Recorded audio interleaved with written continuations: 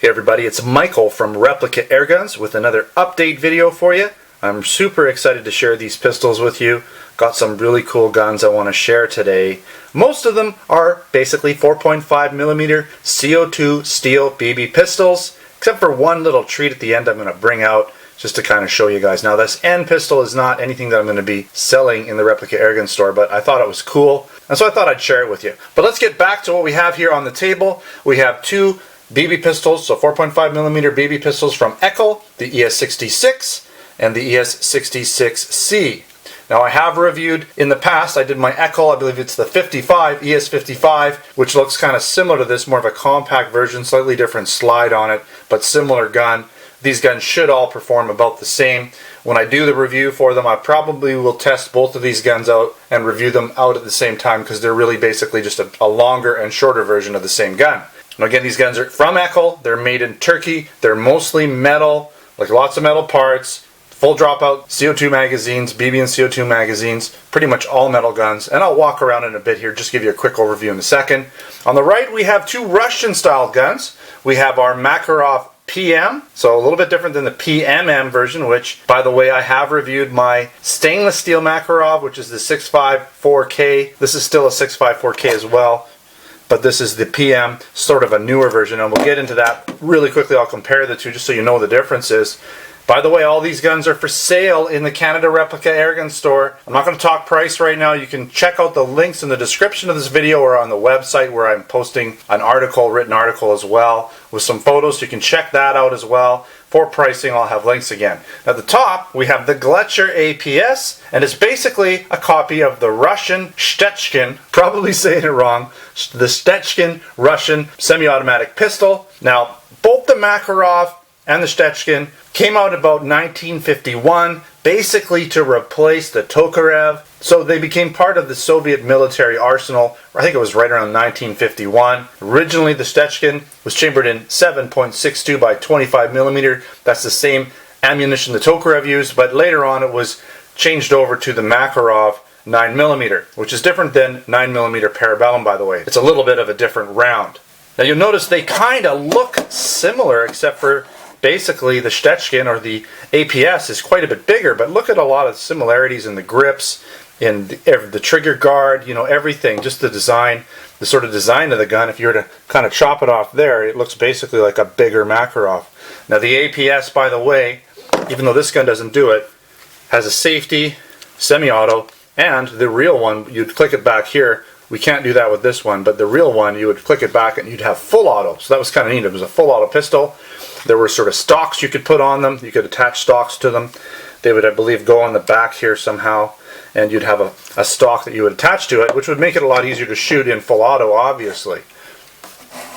Alright, again, all of these guns are 4.5mm steel BB. They use CO2, and other than the APS, they have pretty much full-size dropout mags. I'll show you that in a bit. So let's just go through them real quick. I'll show you these guns just quickly. This isn't the full, tabletop review or field test. There's not going to be any shooting. It's just basically an overview, but you can see here, this gun does have a pretty decent snap to it. Pretty good blowback. So this is a blowback pistol. It's the only one on the table that's a blowback. Shoots in semi-auto, or sorry, single action and double action. So single action, double action. Again, working safety. Again, you've got your magazine here, and when it's empty, it locks back. Okay, let's take a look at this side. Pretty decent weight to it, not overly heavy, but it is a big gun. Like it's not a little guy, as you can see. It's got good size to it. Alright, let's take a quick look at the Makarov 654K. Again, serialized. Now this gun, I want to show you some differences. Take a look at this. Everything on this gun is steel, not metal. It's metal though, but not just basic metal. This is gun weapons grade steel. Everything is steel. Everything sticks to the magazine, or sorry, to the magnet. Everything, barrel, everything. Okay, so this is made side by side in the Makarov, or the Baikal factory in Russia, and again, all steel, and it's made side by side with the real Makarovs that shoot, the actual live ammunition. Has a definite working There it is, heavy, heavy. It's got to be worked in. These guns, like all Russian guns, are a little bit, you know, when you first get them, they're a little sticky, but it's a solid gun. It needs to be worked in a little bit. You got your magazine here, and I'm going to show you really quickly the difference between these two mags, because here's my original. This is the PMM version, which would have a double stack magazine in the real Makarov version.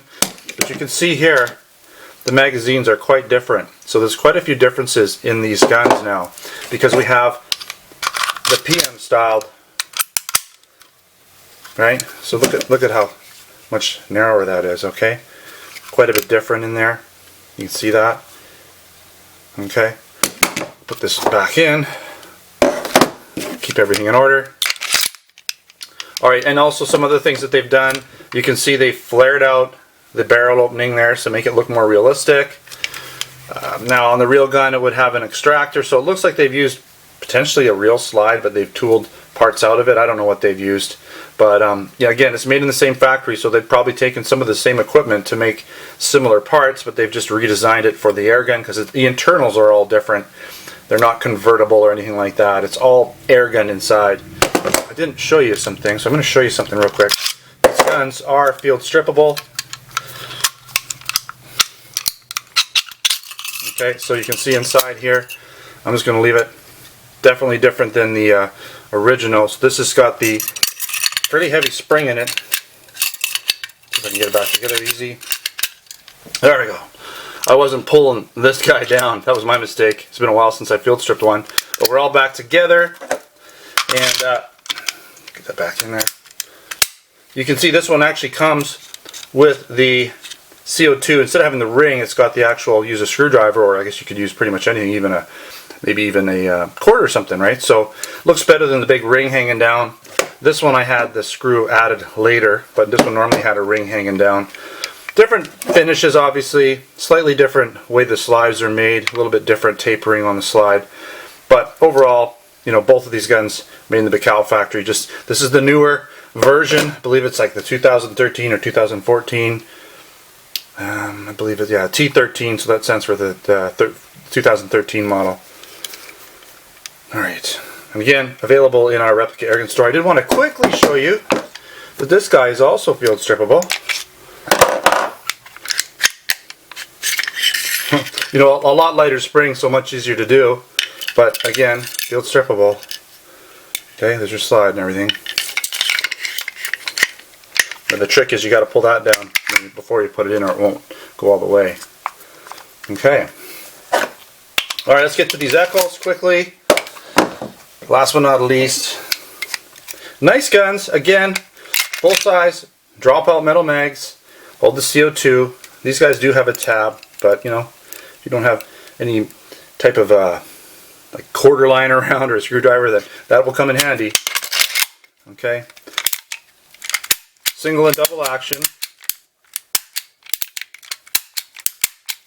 Alright. This is the chrome version. They also come in the sort of blued style as well.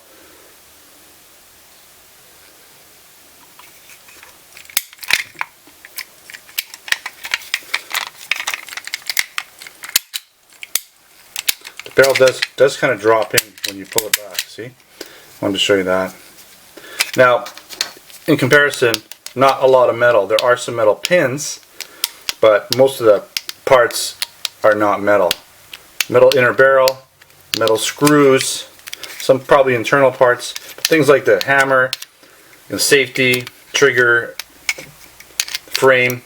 This would be metal here, or steel. Always the steel parts, right? So steel versus metal, right? Steel being the hardened steel, metal being metal but not hardened, so not necessarily weapons grade.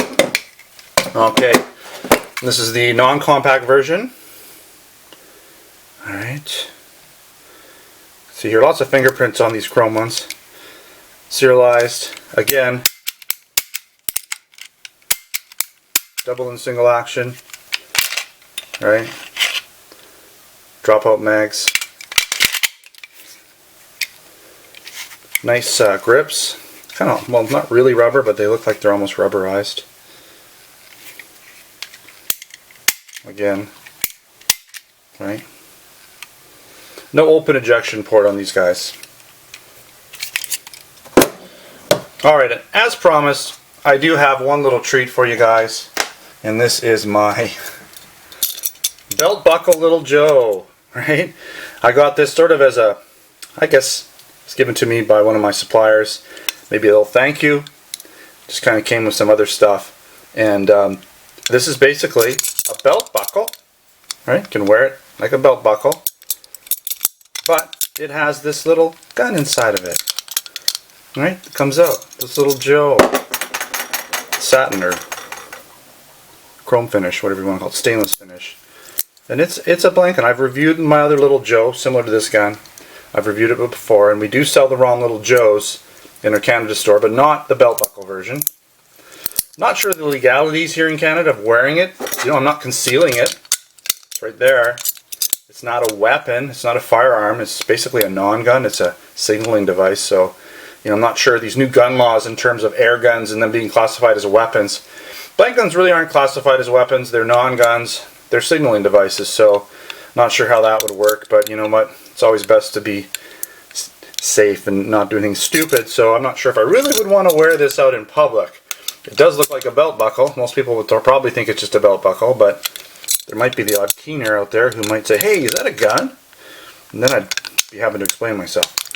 So anyways, there's probably a reason why we don't sell them in the Canada store, because there's some yahoos out there who probably do silly things with this. Still, wanted to share it. Really cool. Little Joe. Belt buckle. Little Joe. Very, very cool.